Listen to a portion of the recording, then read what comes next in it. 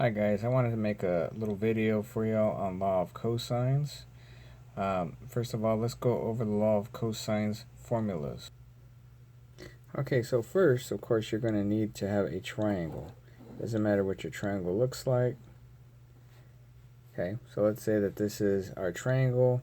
Make sure that you have everything labeled. So for example, let's say this is A, angle B, angle C.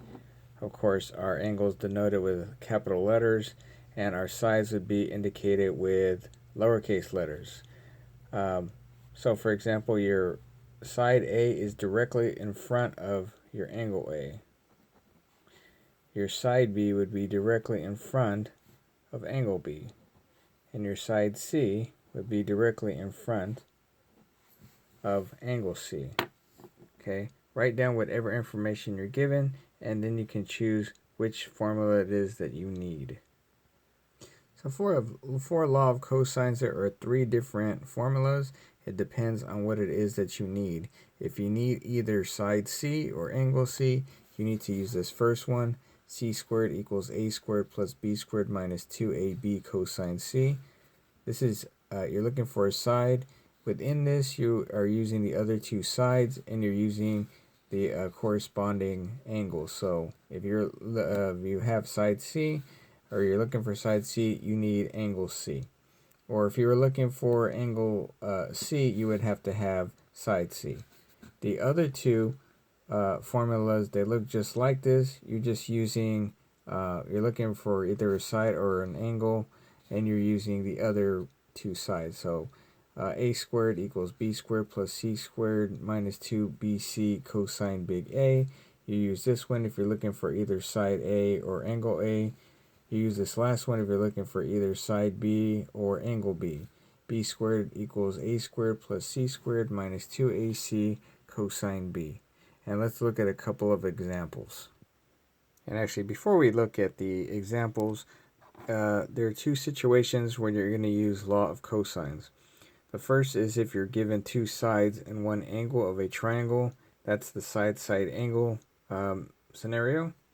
You use this one when you're looking for an angle. This is if you're looking for you're looking for a side. You're looking for a side. You need a side. The second situation is you've been given all three sides of a triangle with no angles. This is the side situation. You use this one if you're looking for an angle.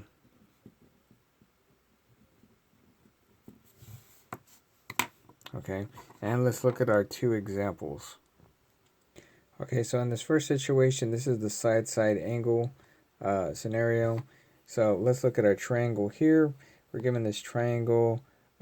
We have angle A is 119 degrees. We don't have either angle B or C.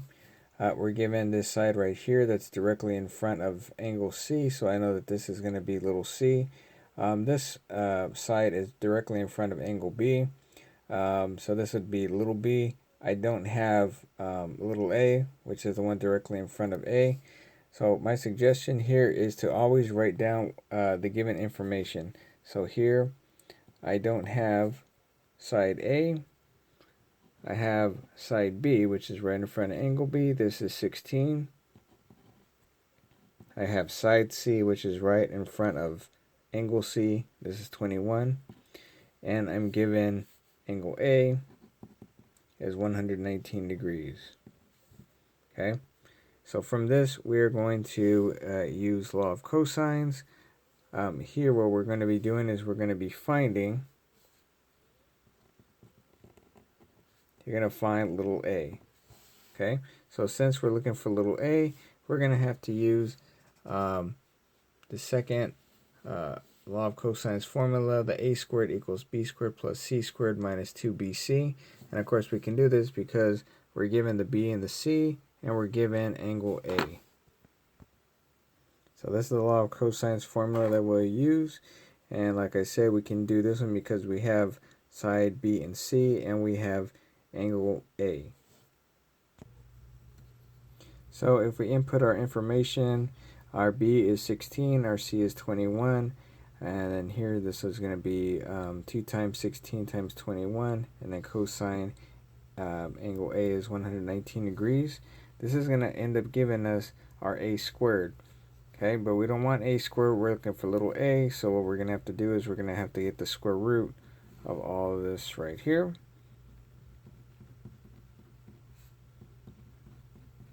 So 16 times 21 cosine of 119 degrees. And when we do this, we're going to end up with A is approximately 32. The directions here on your assignment are asking you to do this to 1 decimal place, the 10th place.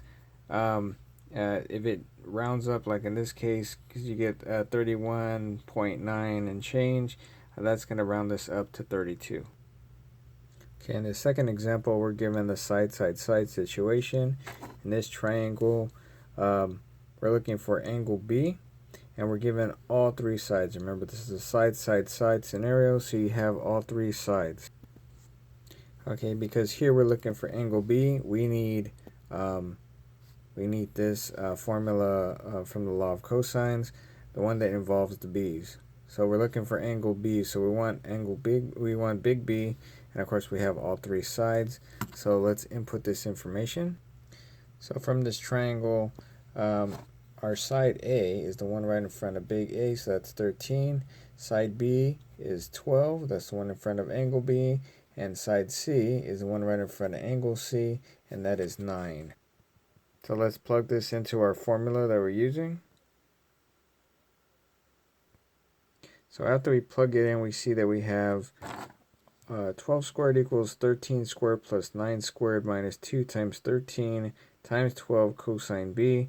Ultimately, we want big B, so we have to use some algebra to move everything around. This is negative here. The term with cosine B, this is negative, so it's going to end up going on the other side. It'll be positive over here.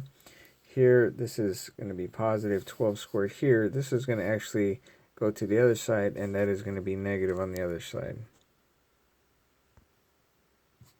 So here in this scenario, we added this whole term to both sides. It cancels over here on the right side. It ends up being over here on the left. And this is going to equal, you still have the 13 squared plus the 9 squared. We have to subtract the 12 squared to get on the other side. Now once at this point, we just want the cosine B on this side, so we have to divide both the sides by 2 times 13 times 12. So after we divide both sides by 2 times 13 times 12, that all cancels right there on the left, only leaving you cosine B on the left side. So we have all this over here on the other side. Last part is that we just want B, so we have to get rid of cosine. So we're going to have to take the inverse cosine of both sides. Alright, so we get the inverse cosine now of both sides. The cosine cancels there on the left side. This is going to leave us with B. And we plug all this into a calculator. Make sure your calculator is in degrees. This is going to give us approximately 63 degrees. Okay, so let's do a quick little overview. Law of cosines, you use this if you're looking for either a side or an angle. If you have a side angle situation, you're looking for a side. If you have all 3 sides, you're looking for an angle. C squared equals A squared plus B squared minus 2AB cosine C. This varies depending on what it is you're looking for. If you're looking for either side A or angle A, you have to use the second one. And this last one involving the B's, if you're looking for something involving B. So side angle. This is, of course, where you're given 2 sides, 1 angle. You plug it into whatever it is that you're talking about. In this case, we want A, so that's why we have to use the A law of cosines formula. And this second example here, we're given all 3 sides. Here we were given angle B. So since we're looking for angle B, we have to use the law of cosines formula that involved the B's. Alrighty. If you have any questions, make sure you email me or join one of the Zoom sessions Monday, Wednesday, Friday, 9 to 10:30 in the morning. All right, talk to you later. Bye.